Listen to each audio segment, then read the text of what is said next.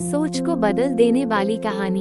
एक राजा ने अपने सैनिकों को सड़क के बीच में एक बड़ी चट्टान रखने के लिए कहा।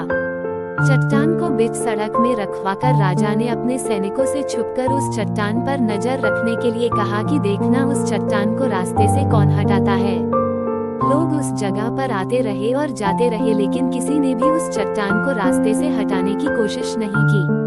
उस चट्टान के पास से लोगों के गुजरने वालों में राजा के कुछ करीबी लोग और शहर के बड़े व्यापारी भी शामिल थे, और उनमें से कुछ लोग तो राजा को ही कोसने लगते कि क्या राजा इस चट्टान को भी रास्ते से नहीं हटवा सकता।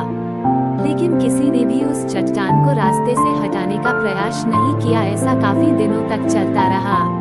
एक दिन एक किसान अपनी सब्जियों के साथ उधर से गुजर रहा था। उसने चट्टान को रास्ते में पड़े देखा और सोचा कि सबको इस चट्टान की वजह से कितनी तकलीफ हो रही है। उसने अपनी मजबूत लाठी से उस चट्टान को एक तरफ धकेलने की कोशिश शुरू कर दी। काफी कोशिश के बाद वो उसे सड़क से हटाने में कामयाब हो गया।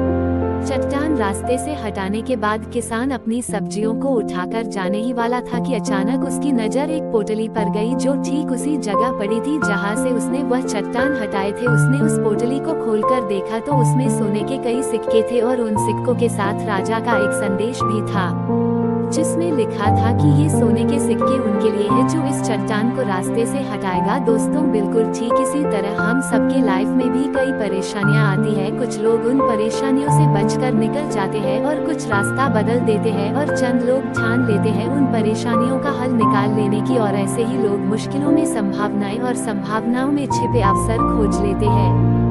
मजबूत इरादे और नेक दिल के साथ किए गए कोशिशों के परिणाम हमेशा ही अच्छे आते हैं। इसलिए जीवन के परेशानियों से घबराओ मत, बल्कि उन परेशानियों को हल करने की कोशिश करते हुए जीवन सफर में आगे बढ़ते रहो। वीडियो